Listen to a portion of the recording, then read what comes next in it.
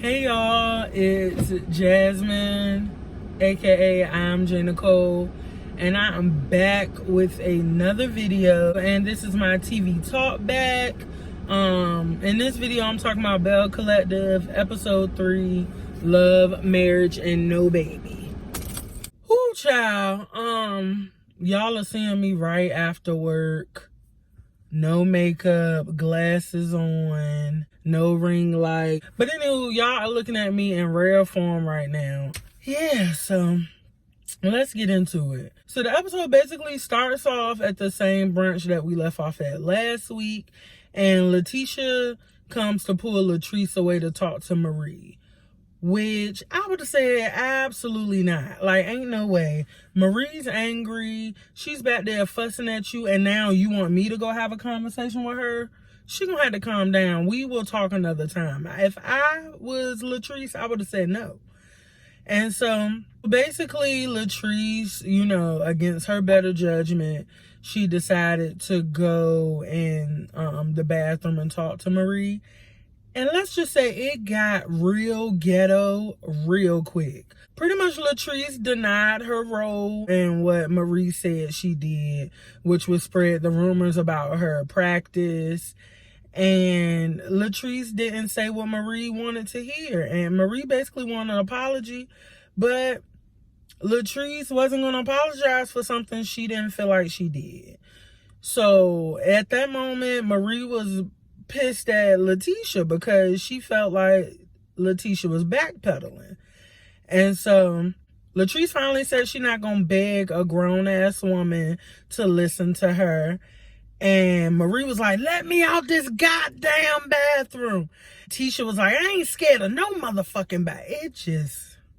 It was confusing. It got really bad. Like, really, really bad. If y'all thought they was loud last episode in that bathroom, it got worse this time.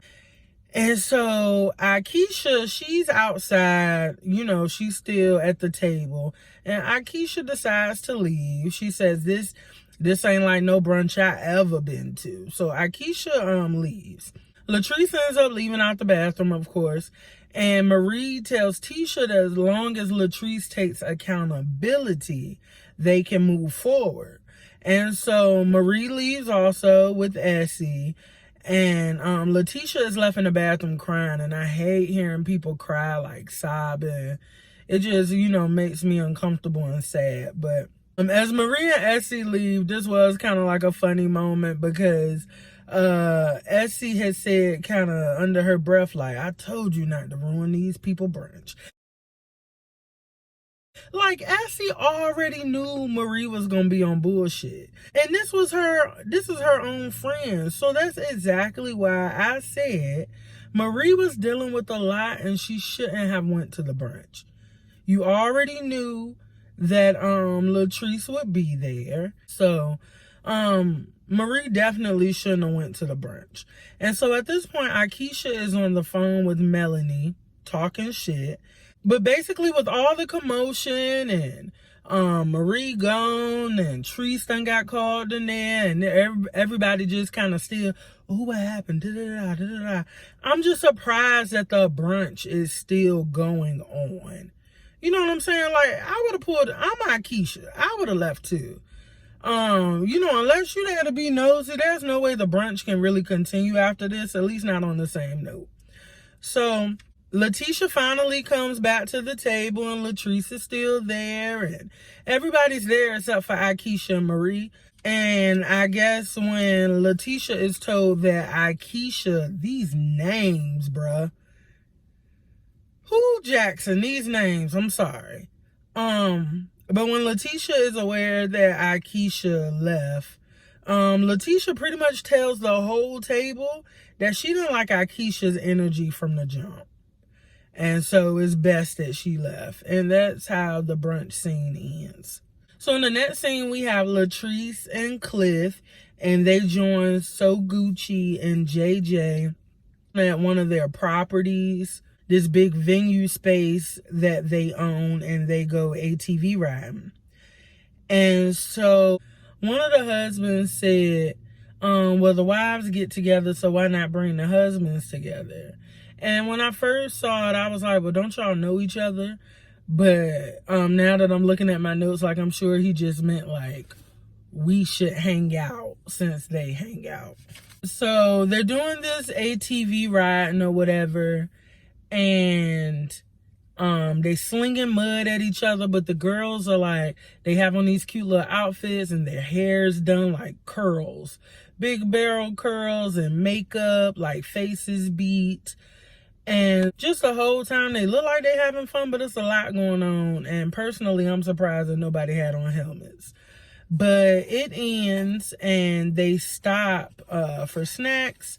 And so while the couples are sitting down, they bring up the brunch. And so basically Latrice is like, she could care less how Marie feels. And she says that Marie's the problem. Which, outside looking in, I'm sure Marie's feelings are valid. I'm sure if somebody had like tried to downplay my business or even ruin my business, because that's what a bad rumor could do, I would feel some type of way. But she just don't really have any proof that it happened. So, or at least of Latrice's involvement. I don't know, man. But she insists that Marie's a problem. And Marie is the one to keep coming to brunches. And even before, you know, y'all got into it, even before the reunion, y'all had an issue with each other. And somebody brought up a valid point that when Marie came to that first brunch during the first season and had the hair that she said she bought from Latrice's business, and she said that the hair was so terrible and all of this stuff, it's like, you didn't think that was insulting that girl's business? Like, you rubbed her the wrong way from that point. So maybe she felt like she should get you back. And that person did have a point. Now, you know, if Latrice did this with the blogger or whatever, of course she took it a step further, but that's what happens when you get into it with somebody. So anywho, the couples, they bring up babies, and Latrice is pretty much reiterating that she does not want one. And now we're on episode 2 of her like letting y'all know she does not want a baby. And so in the confessional, Cliff tells her, don't be like Tambra, which I'm assuming he's like, you know, Tambra waited. You know, she's waiting for this perfect, you know, perfect relationship and all this stuff to be comfortable having a baby. And now she's getting older and don't know, you know, whether this is her fate or not. I'm assuming that's what he meant by that. But it's like, no, it sounds to me, Tambra always knew she wanted a baby and she just wanted to have it in the right situation. Whereas Latrice is clear she does not want a baby. And you just not trying to hear it. So then JJ is like, well, you got a ring, right? So that is like a good situation. And I'm like, fuck that ring. Whoa, whoa, whoa, whoa. The ring didn't mean a thing. No. Whoa, whoa, whoa. Like, that ring don't mean nothing if the girl don't feel comfortable having it. And so Gucci agrees, and she's like, make sure you're ready. All right, y'all. So my scenery has changed up quite a bit. I thought I had more time to do this, but I'm going to get through what I can get through before my boyfriend comes back in the car because he makes me nervous. After Latrice and Cliff hang out with JJ and So Gucci, which I kind of like So Gucci. I didn't think I would like her, but she seems very sensible. I don't hate her. She seems like she has a decent personality. But anywho, so in the next scene, Tambra meets with Akeisha, and they're at this juice bar. And Akeisha actually looks pretty cute. Like, I didn't mention in the last video, but that ponytail, she was talking big shit at the brunch, but that ponytail was not it, okay? But I actually think Akeisha looks really cute in this scene. And so they're talking about the brunch, they're like recapping it, and Tambra tells Akeisha, it usually doesn't go like that. And I said, lies. Every brunch we've seen so far has went like that. So don't even lie to that girl. Like, you know, it gives a bad name to these empowerment brunches because it's already a cliche on social media that the girls empowerment brunches are BS. And y'all don't have a good track record, at least not on this show. And so Akeisha replied to Tambra that it starts with the leadership. And I said, ooh, like, sad, but so true. And that's why I said that I think Letitia kind of mishandled that situation when she followed Marie into the bathroom. You knew why your friend was mad. You knew she had an attitude, like it was very clear. So you leaving your event to go focus on her, and it just rubbed off on you. It made you upset. It interrupted the entire thing. That was a terrible idea.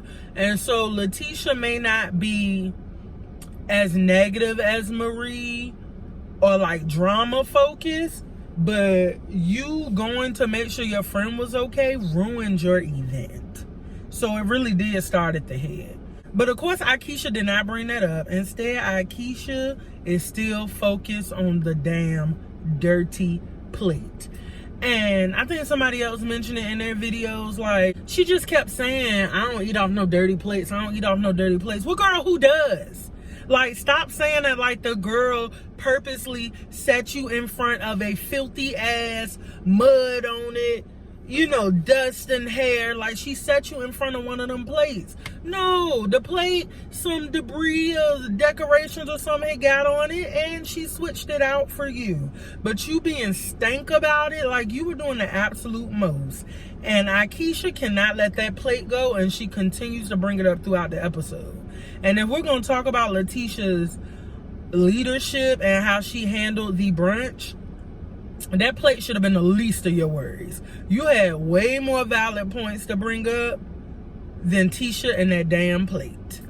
So even after this, all of this, Tambra asked Akeisha, will you still support, would she still support Tisha in the Fair Street project?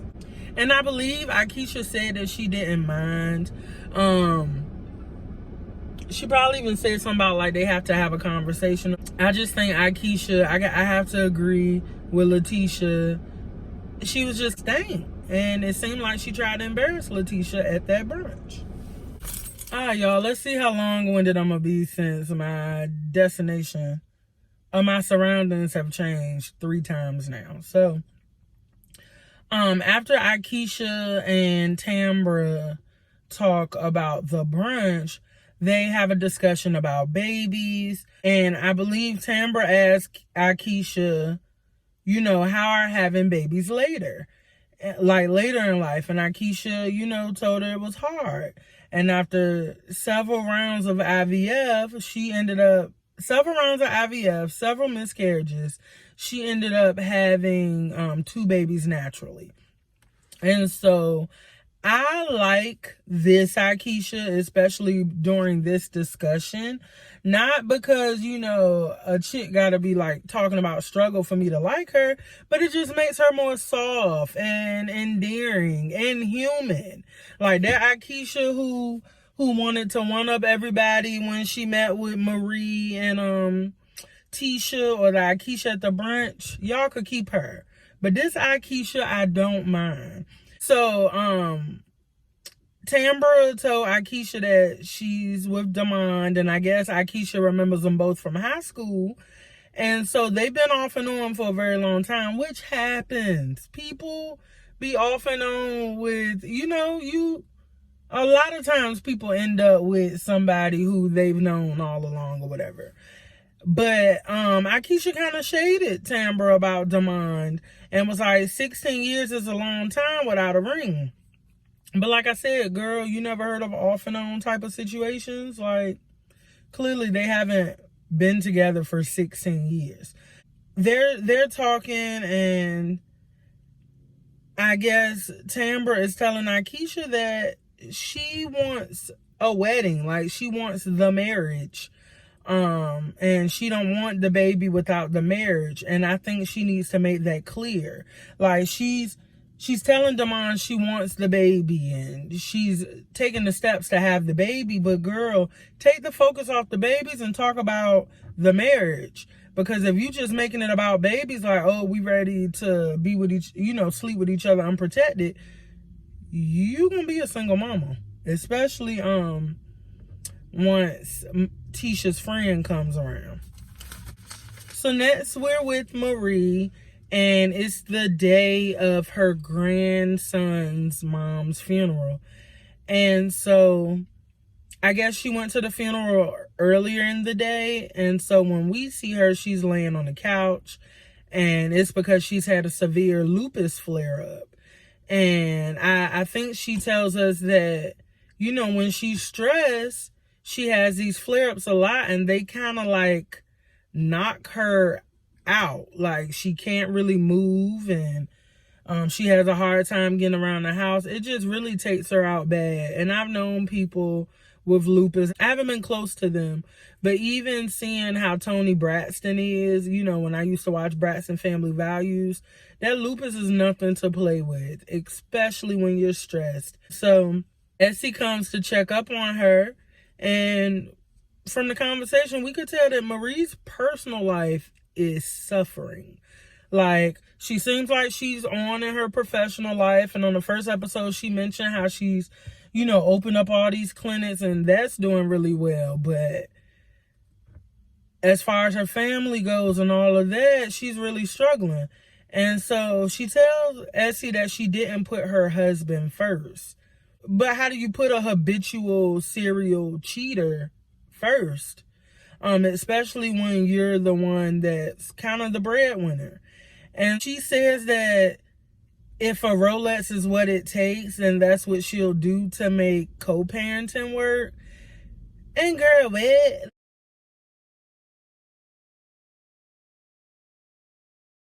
Like, how old are your kids? Because we always see Jerez and we know he's a little older. But I don't remember how old her youngest ones are. But if that man needs gifts to be in his kid's life, then I need for you to just figure out another arrangement, because that ain't it. I don't think so. And I feel bad for Marie. I don't know. Marie got a lot going on, and she doesn't get a lot of help. And I think when she comes around the ladies, we always see the worst parts of her. But I think it's because she's dealing with a lot, and she puts on such a strong face. But that girl going through. And so during this moment, we see her with Essie, and both of them, they say they love each other, and they refer to each other as soulmates, ride or dies, and partners. And I'm not mad. Sometimes our friends are far better than, I don't know. Our friends are far better, far more caring, far more just, I don't know. Sometimes they better for you than your like romantic relationships. And I think the same effort that a lot of people, especially a lot of women, put into those romantic relationships, they really should put that into into nurturing their friendships. Because more times than not, those are the people who stick around. I joke with my best friend a lot, like, sir, I've been here with you through about 5, 6 girlfriends, and I'm not going nowhere. So, be kind to your friends, and there's nothing wrong with loving them and telling them you love them. And, we joke about Essie and Marie, especially last season, but I believe they truly do care for each other, and they care about each other, and that's fine. They're friends. So, in the next scene, Latrice pulls up on her mom. Latrice's mom says that Cliff reminds her of Latrice's dad. And she says that she married her daddy. And I think that says a mouthful. Like, clearly, Latrice's dad left when she was really young. And this is not unusual. Latrice kind of, you could tell that when she was looking for a romantic partner, she kind of was looking for probably not intentionally for somebody like her dad, but just looking for what she was missing. in that relationship from her father. So it makes perfectly good sense. And they're talking about babies again, her and her mom. And Latrice is pretty much traumatized. Like, her dad left, and Latrice thinks that nothing can stop Cliff from leaving if he wants to leave. And so she doesn't want a kid that's going to be fatherless. And I believe that Cliff would leave. Even last season when they had that dinner, I think on the last episode or whatever, it was like a dinner on the property, and they had to take the golf cart there. I don't know what she said to piss Cliff off, but Cliff left her at that table. And to be honest, I don't really see like a super loving relationship between them two. I believe that he loves her, but like an unconditional type of love, like to the end of time, I'm not getting that with them. And I do believe when the next young thing comes along and Latrice either loses her body or kind of just her appearance or whatever, I do think Cliff would leave and pick up the next hot young thing. And I'm not mad at Latrice for holding off on giving him a baby. Girl, I really hope she doesn't give in to that, because I would hate for her to regret it, especially because she seems so firm in her feelings and beliefs about it. So lastly, Akisha meets Letitia for dinner, and Akisha wants an apology. She wants an apology just, I guess, for how she was treated at the brunch. And Letitia tells Akisha that from the jump, her energy was negative. And I agree. It just came off really stank. So when Letitia brought up Akisha's energy, she brought up this Pelahatchie posse or whatever, I guess Letitia's childhood friends or hometown friends. She brought them up, and we didn't see much of what they did. It seemed like they simply just wanted to make sure their friend was okay, especially when all that screaming and stuff was going down. And if you sitting at the table talking shit about their friend, I'm pretty sure they was kind of side-eyeing you. So I don't know. She brought them up, and at that point, Letitia kind of tells Akeisha that she wasn't the same girl that she had talked to on the phone. And I don't know, she says that she wasn't the same girl, and Akeisha's like, well, I'm always the same girl no matter where I'm at. I don't know, maybe not. And so Letitia says that she handpicked the ladies that were at the brunch. And Akeisha Akeisha don't really, she's not sold on that. And truthfully, it's like, Tisha, that says a lot about you if you handpicked these ladies for that brunch and it went the way it did. Like, good job with that. So as Akeisha is kind of telling Letitia about, how she felt the brunch went, and she don't think it went good or whatever. I just wrote down, like, is she talking about the food or the foolishness? Because she brings up the plates and the waffles was burning, the bacon was burning, this and that. Well, girl, that's low-hanging fruit. Like, every time I get invited to something with some food, I would like it to be great. But everybody's food not the same. Food is not consistent across the board. Was the event bad because of the food, or was the event bad because of the foolishness? Because if she would have brought up the foolishness with Marie, or how Tisha followed Marie back to the bathroom, then she would have a valid point. But unfortunately, Akeisha never brought that stuff up. She just kept making it about the dirty plate and the food, which, all right, girl. And Letitia says that she was rubbed wrong, like, immediately, when Akeisha came through the door.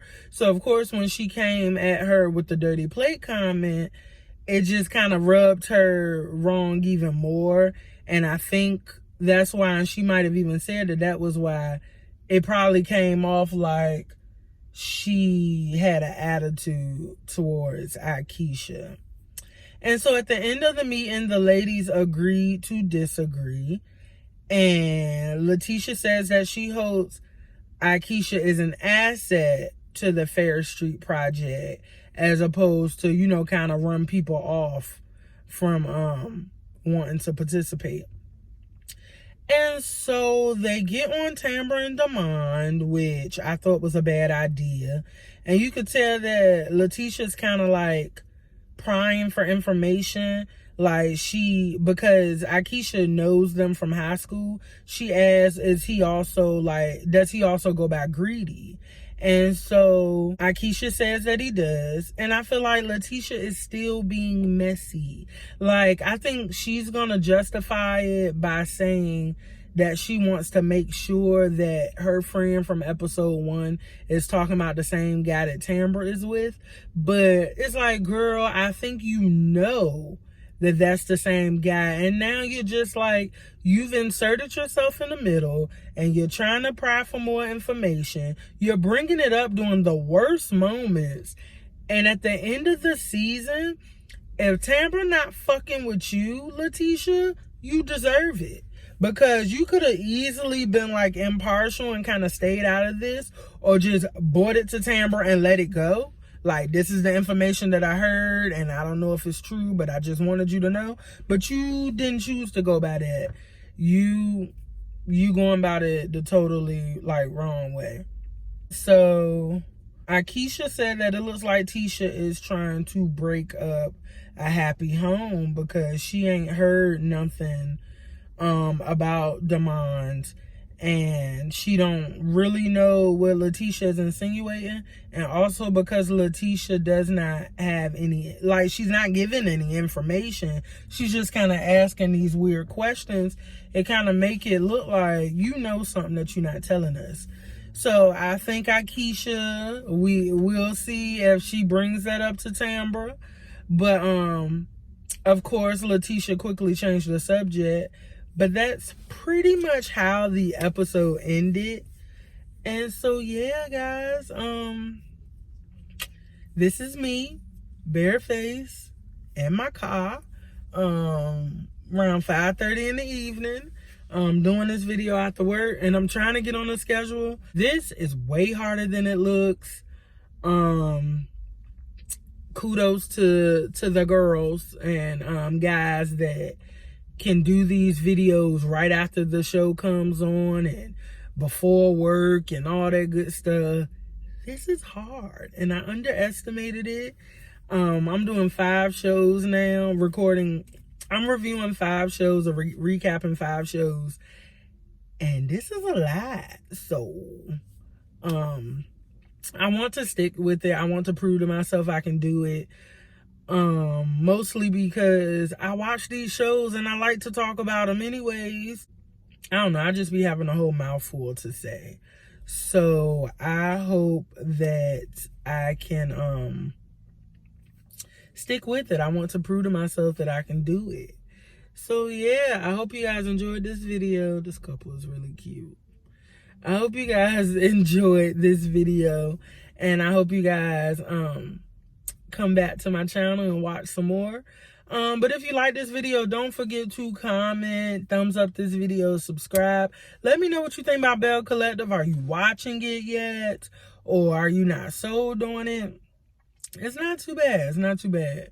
But yeah, I hope to see you guys next time. Bye.